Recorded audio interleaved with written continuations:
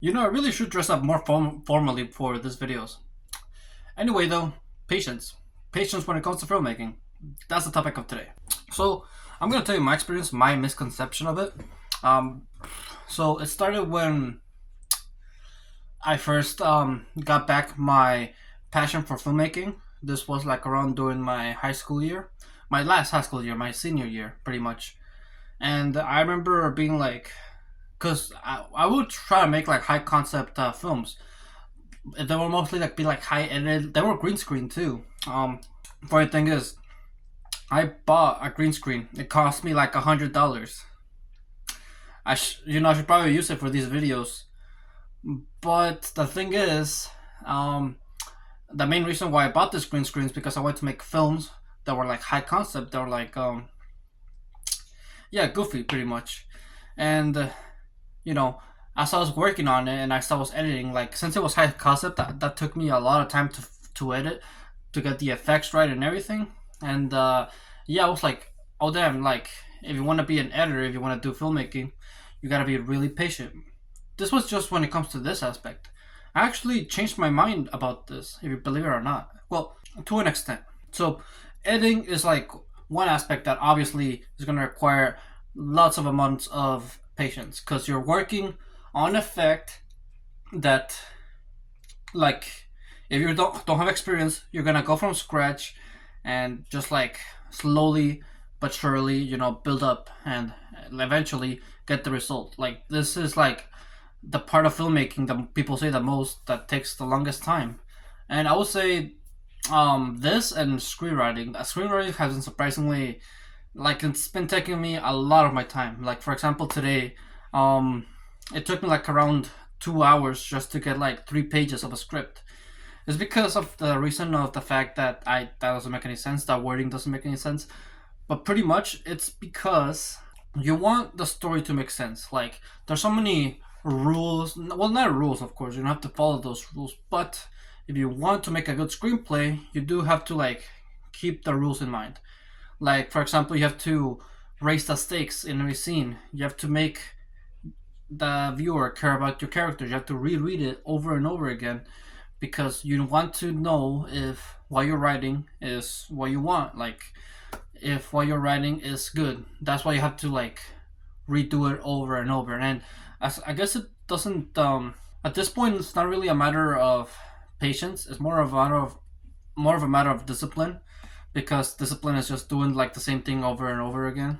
But I guess it's still, patience is still a good factor because let's say like you wanna write and direct a film.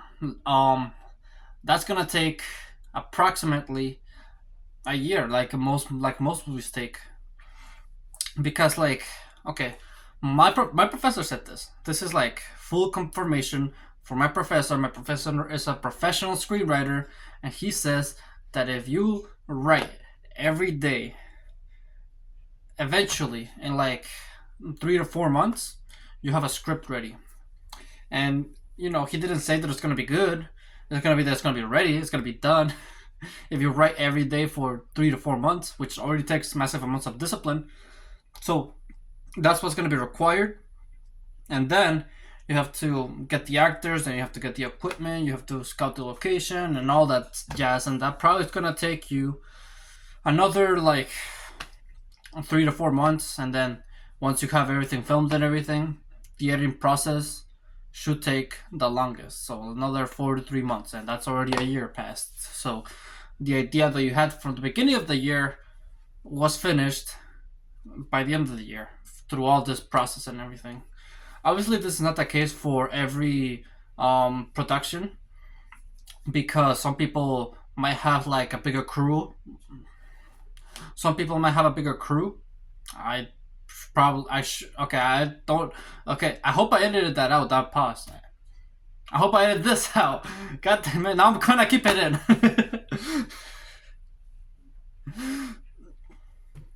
Okay, so yeah, takes a massive time. But if you have like a bigger production, then that means that your work and that movie is gonna get made faster. but since it's getting done faster, it's not gonna probably be as good. Okay, now I'm gonna talk about a different topic that I learned from last semester. Pretty much is the production triangle, which is pretty much goes like this. There's, you know how a triangle has four sides. So in each side there's gonna be fast, cheap, and good. So we have triangle, three sides, three things: fast, cheap, and good. My professor said that you can only have two of these things. So if you want a movie to be fast and good, it's not gonna be cheap. And if you want a movie that's cheap and fast, it's not gonna be good. So and all that, you know what I mean. So just keep this in mind that a faster production doesn't necessarily mean that it's gonna be good. It certainly means that it's gonna get done, and you're probably gonna make more of a profit depending on how the film goes. I mean, I guess it's kind of, I don't know. I guess no, yeah, definitely, definitely. I was gonna say like maybe quantity is better than quality in this case, but I disagree actually, because if you make a high quality film, right, and you spend more time on it, like let's sacrifice the time portion of it and let's just make it cheap and good, then eventually, once the film releases, not only is it gonna perform well because it's good, but also you're gonna build a reputation. You're gonna build fans, and those fans that watch that film are gonna be more likely to watch the next film. And then since the next film is gonna probably draw new fans anyway, then that just means that you're gonna have a larger increase. You pretty much just need stuff to cook with. Like you just need time to cook. That's all you need. End of the video. No, I'm kidding. Yeah, I guess there's some things I do gotta say about patience. Yeah, let's talk about patience when it comes on set. So, my experience, I never directed myself, but I've seen. I mean, this semester, I mostly just acted, and then I did the one role as a script supervisor. That's pretty much all I did. But I did watch my classmates who were directors go to work.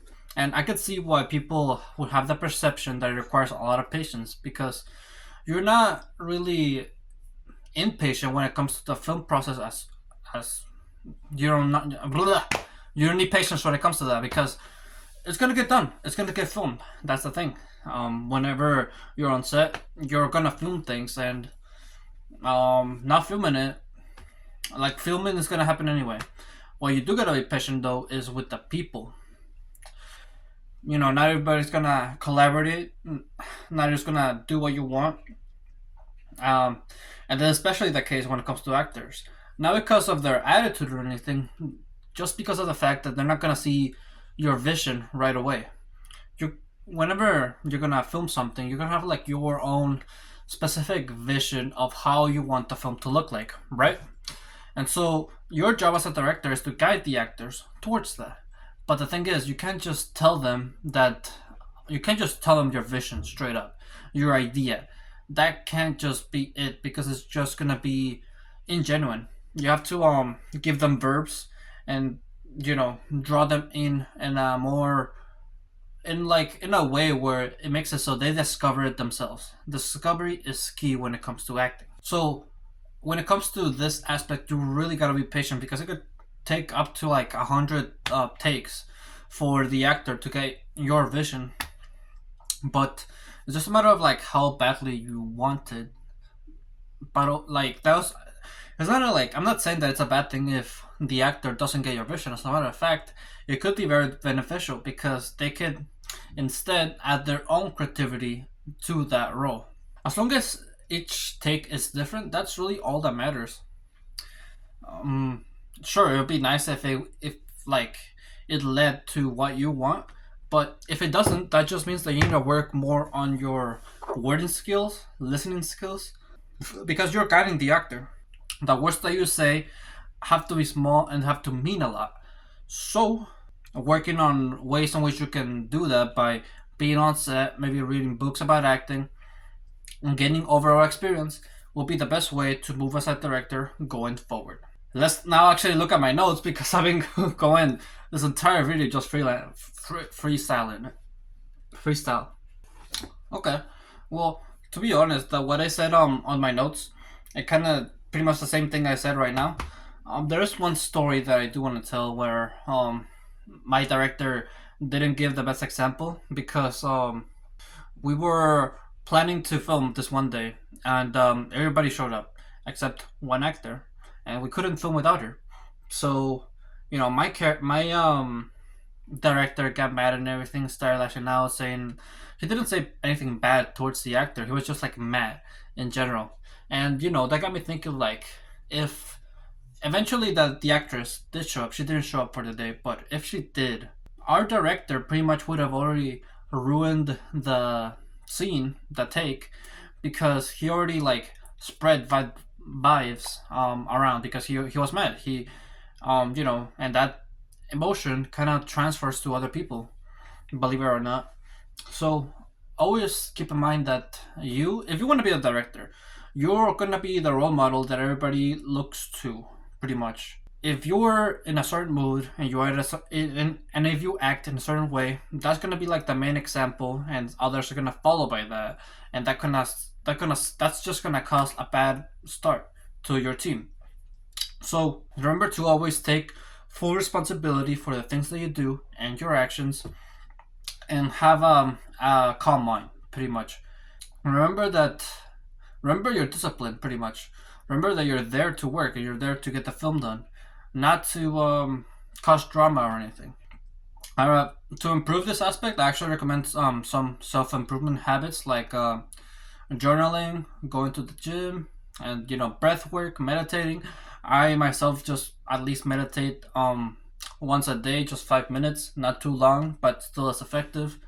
Going to the gym just overall increases your overall health, and then yeah, like I mean, if you have like a better self image of yourself, it's less likely for you to be stressed out and lash out be and use emotion when it comes to your work. Obviously, you should use emotion, just like keep in mind of the ones that you use. Like you have to have some control over your emotions. You have to know when to use them, pretty much. And yeah, there's several practices in which you can do this. I recommend watching Hamza videos. He talks a lot about mental health and how to improve on that. So yeah, with that, thank you for watching this video. If you liked it, make sure to leave a like, subscribe if you're new or like my channel, and always remember to live your life like there's no tomorrow.